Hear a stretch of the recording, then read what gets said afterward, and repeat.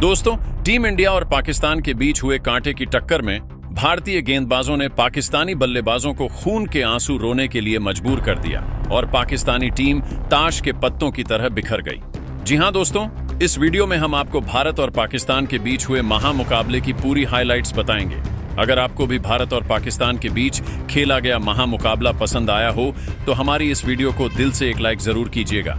अब हम आपको सीधा हाइलाइट्स को दिखाते हैं। दोस्तों, सुपर संडे के दिन टीम इंडिया और पाकिस्तान के बीच दुबई के मैदान पर जबरदस्त टक्कर देखने को मिला। करोड़ों क्रिकेट फैंस इस मुकाबले का बेसब्री से इंतजार कर रहे थे और लंबे इंतजार के बाद आखिरकार वह समय आ ही गया कि दोनों टीमों के खिलाड़ी पूरी तैयारी के साथ मैदान पर उतरे। इस धमाकेदार महामुकाबले को देखने के लिए दुबई का मैदान लाखों दर्शकों से खचाखच भरा हुआ था। टीम इंडिया के फैंस तिरंगे के साथ अपने खिलाड़ियों का उत्साह बढ़ा रहे थे, तो वहीं पाकिस्तानी फैंस भी अपने झंडे के साथ पाकिस्तान का सपोर्ट करने के लिए मैदान में उपस्थित थे। इस रोमांचक मुकाबले में सिक्का उछाला गया तो किस्मत ने पाकिस्तान का साथ दिया और कप्तान सलमान अली आगा ने टॉस जीतकर पहले बल्लेबाजी करने का फैसला किया और भारतीय टीम को गेंदबाजी करने के लिए उन्होंने आमंत्रित किया। दोस्तों, आपको बता दें कि भारत और पाकिस्तान दोनों टीमें अपना पहला मुकाबला जीत चुकी थीं, इसलिए दोनों टीमों के खिलाड़ी कॉन्फिडेंस में थे। 8 बजे बजते ही क्रिकेट का यह महासंग्राम शुरू हो गया तो पाकिस्तान की तरफ से ओपनिंग करने के लिए दो विस्फोटक बल्लेबाज सैम अयूब और साहिबजादा फरहान की खतरनाक जोड़ी मैदान पर उतरी। दोनों बल्लेबाजों के कंधों पर पाकिस्तान को तेज शुरुआत दिलाने की जिम्मेदारी थी।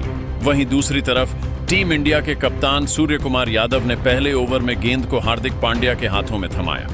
आपको बता दें कि फिलहाल हार्दिक आईसीसी रैंकिंग में नंबर 1 ऑलराउंडर है और हार्दिक ने आते ही अपना जादू ही दिखा दिया। आतंक का दूसरा नाम बनते हुए हार्दिक पांड्या ने ओवर की पहले ही गेंद पर सैम अयूब को अपना शिकार बनाया।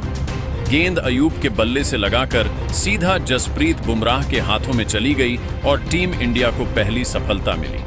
सैम अयूब बिना खाता ही बेहद निराश मन से वापस लौट गए। इस तरीके से भारतीय टीम की शुरुआत बेहद ही शानदार हुई।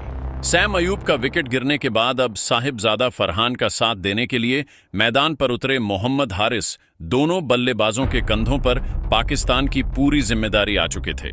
हारिस ने मैदान पर कदम रखते ही ओवर की दूसरी गेंद को ऑफ साइड की दिशा में धकेल दिया और तेजी से जोड़कर 1 रन चुरा ली।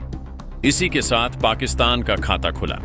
इसके बाद हार्दिक पांड्या की तूफानी गेंदबाजी के सामने साहिबजादा फरहान को भी सिंगल ही मिल सका और स्ट्राइक एक बार फिर से मोहम्मद हारिस के पास आ गई। पहले ओवर की अंतिम गेंद को मोहम्मद हारिस ने लॉन्ग ऑफ की दिशा में दे मारा और चीते की रफ्तार से दौड़कर 2 रन बटोर ली। इस तरीके से हार्दिक पांड्या का पहला ओवर खत्म हुआ और उन्होंने शानदार गेंदबाजी करते हुए पहले ओवर में सिर्फ 5 रन खर्च करके टीम इंडिया को सैम अयूब के रूप में बड़ी सफलता दिलाई। दूसरे ओवर में भारतीय कप्तान सूर्य कुमार यादव ने गेंदबाजी करने के लिए अपने सबसे भरोसेमंद गेंदबाज रफ्तार के सौदागर जसप्रीत बुमराह को बॉलिंग अटैक पर लगाया। उनके सामने स्ट्राइक पर मौजूद से फरहान ओवर की पहली गेंद पर फरहान ने सिंगल लिया और स्ट्राइक मोहम्मद हारिस को दे दिया। लेकिन दोस्तों, तभी जसप्रीत बुमराह ने तूफानी गेंदबाजी करते हुए ओवर की दूसरी गेंद पर मोहम्मद हारिस को अपने जाल में फंसाया। हारिस ने बड़ा शॉट खेलने का प्रयास किया, गेंद हवा में उछली और हार्दिक पांड्या ने आसानी से कैच लपक लिया। इस तरीके से मात्र 6 रन के स्कोर पर ही पाकिस्तान का दूसरा विकेट गिर गया।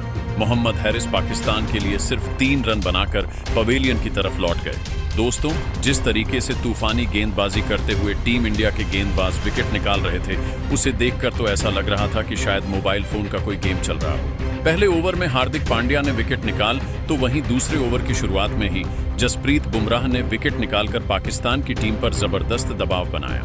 2 बड़े बल्लेबाजों के पवेलियन लौटने के बाद अब फरहान का साथ देने के लिए मैदान पर उतरे फखर जमान। बुमराह के इसी ओवर की चौथी गेंद फखर जमान के पैर से लगी टीम इंडिया की तरफ से अपील किया गया और अंपायर ने तुरंत उंगली खड़ी कर दी।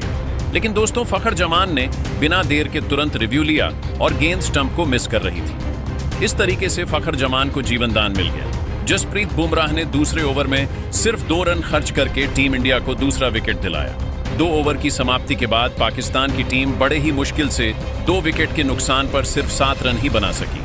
तीसरे ओवर में भी टीम इंडिया के कप्तान सूर्य कुमार यादव ने हार्दिक पांड्या के ऊपर भरोसा जताया और गेंदबाजी करने के लिए उनको भेज दिया। ओवर की पहली और दूसरी गेंद पर पाकिस्तान के दोनों बल्लेबाजों ने सिंगल की सहायता से काम चलाया। अब स्ट्राइक फखर जमान के पास थी। शानदार बल्लेबाजी करते हुए फखर ने ओवर की तीसरी गेंद पर तगड़ा प्रहार किया। गेंद बाउंड्री को पार करते हुए 4 रनों के लिए चली गई। यह पाकिस्तान की पारी का पहला बाउंड्री था। इसके बाद चौथी गेंद पर पांड्या ने फखर जमान को चकमा दे दिया, लेकिन 5वीं गेंद पर फखर जमान ने एक और तगड़ा चौका लगाकर पाकिस्तान के स्कोर को रॉकेट की रफ्तार से आगे बढ़ने का प्रयास किया। हार्दिक पांड्या का तीसरा ओवर भारतीय टीम के लिए थोड़ा सा महंगा साबित हुआ और हार्दिक ने तीसरे ओवर में 13 रन खर्च कर दिए। 3 ओवर की समाप्ति के बाद पाकिस्तान का स्कोर 2 विकेट के नुकसान पर 20 रन था। चौथे ओवर में भारतीय कप्तान सूर्य कुमार यादव ने रणनीति बनाई और विकेट की तलाश में बॉलिंग अटैक पर एक बार फिर से जसप्रीत बुमराह को लगाया, लेकिन इस बार फरहान ने ओवर की तीसरी ही गेंद पर गगनचुंबी लगाकर टीम इंडिया की सारी रणनीतियों पर पानी फेर दिया। लेकिन दोस्तों, इसके बाद जसप्रीत बुमराह ने जबरदस्त वापसी करते हुए साहिबजादा फरहान को खूब चकमा दिया और आखिरी के 3 गेंद पर एक भी रन नहीं बनने दिया। 5वें ओवर में टीम इंडिया की गेंदबाजी में बदलाव देखने को मिला और इस बार सूर्य कुमार यादव ने बॉलिंग करने के लिए स्पिन के जादूगर वरुण चक्रवर्ती को बुला लिया, लेकिन उनका स्वागत फखर जमान ने ओवर की तीसरी गेंद पर खतरनाक चौका लगाकर किया। अगली गेंद पर फखर ने सिंगल लिया और स्ट्राइक पर फरहान आ गए। वरुण चक्रवर्ती के स्पिन के सामने फरहान को भी सिंगल ही मिल सका। पाकिस्तान के दोनों बल्लेबाजों ने मिलकर वरुण चक्रवर्ती के इस ओवर से 8 रन बटोर लिए और अपनी टीम के स्कोर को 34 रनों तक पहुंचा दिया।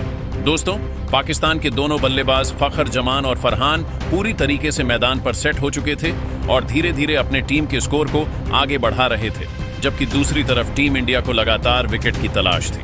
भारतीय टीम की तरफ से पावर प्ले का अंतिम ओवर लेकर आए जसप्रीत बुमराह ने शुरुआती 2 गेंदों में फरहान को चकमा दे दिया, लेकिन तीसरी गेंद पर फरहान ने 87 मीटर का लंबा लगाकर जसप्रीत बुमराह के होश उड़ा दिए। फिर अगली गेंद को लॉन्ग ऑफ की दिशा में धकेलकर 2 रन बटोर लिए। बुमराह ने पावर प्ले के अंतिम ओवर में 8 रन खर्च किया और अब पाकिस्तान का स्कोर था 2 विकेट के नुकसान पर 42 रन।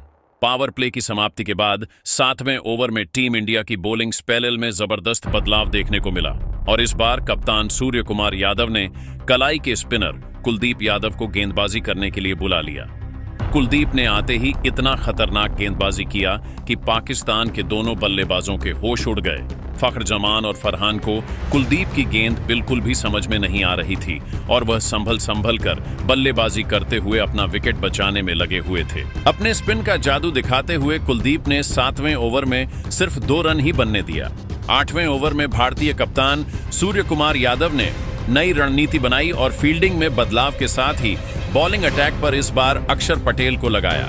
अक्षर अपने खतरनाक गेंदबाजी से दोनों बल्लेबाजों को खूब परेशान कर रहे थे, लेकिन दोस्तों तभी फखर जमान ने ओवर के चौथी गेंद पर लगाने का प्रयास किया। गेंद काफी ऊंचाई तक गई, लेकिन दूरी नहीं मिल पाई और तिलक वर्मा ने आसानी से कैच पकड़ लिया। इस तरीके से फखर जमान के रूप में पाकिस्तानी टीम को एक और जबरदस्त झटका लगा। फखर 3 चौके की सहायता से सिर्फ 17 रन बनाकर बेहद निराश मन से वापस लौट गए। दोस्तों, एक छोर से पाकिस्तान के एक के बाद एक विकेट गिरते जा रहे थे, लेकिन फरहान अभी भी मैदान पर डटे हुए थे और उनके साथ देने के लिए अब खुद पाकिस्तान के कप्तान सलमान अली आगा मैदान पर उतरे। पाकिस्तान को इस मुकाबले में बने रहने के लिए अब एक बड़ी साझेदारी की जरूरत थी और भारतीय टीम ने अब तक मुकाबले में मजबूती से पकड़ बना रखा था। 8 ओवर की समाप्ति के बाद पाकिस्तान का स्कोर 3 विकेट के नुकसान पर सिर्फ और सिर्फ 45 रन बन सका। जिस तरीके से पाकिस्तान का स्कोर आगे बढ़ रहा था, ऐसा लग रहा था कि शायद T20 नहीं बल्कि वनडे मैच चल रहा हो। 9वें ओवर में टीम इंडिया की तरफ से गेंदबाजी करने के लिए आए वरुण चक्रवर्ती ओवर की दूसरी ही गेंद पर सलमान अली के LBW होने का चांस बन, लेकिन दोस्तों यहां पर पाकिस्तान की तरफ से रिव्यू लिया गया और गेंद हवा में लहराती हुई स्टंप से बाहर चली गई, यानी कि सलमान अली को जीवनदान मिल गया। वरुण चक्रवर्ती ने इस ओवर में सलमान और फरहान दोनों को पूरी तरीके से जकड़ कर रखा और सिर्फ 2 रन बनने दिया। टीम इंडिया की तरफ से 10वां ओवर लेकर आए अक्षर पटेल की चौथी गेंद पर सलमान अली ने तगड़ा प्रहार किया। गेंद तेजी से बाउंड्री की तरफ बढ़ रही थी। हालांकि यहां पर भारतीय टीम की तरफ से शानदार फील्डिंग देखने को मिला और हार्दिक पांड्या ने चौका जाने से रोक दिया, लेकिन तब तक सलमान ने तेजी से दौड़कर 2 रन चुरा लिए। तभी 10वें ओवर की अंतिम गेंद पर सलमान ने बड़ा शॉट खेलने का प्रयास किया। गेंद हवा में उछली और मिड ऑन में खड़े अभिषेक शर्मा ने बड़े ही आसानी से कैच लपक लिया। इस तरीके से अक्षर पटेल ने भारतीय टीम को चौथी बड़ी सफलता दिलाया।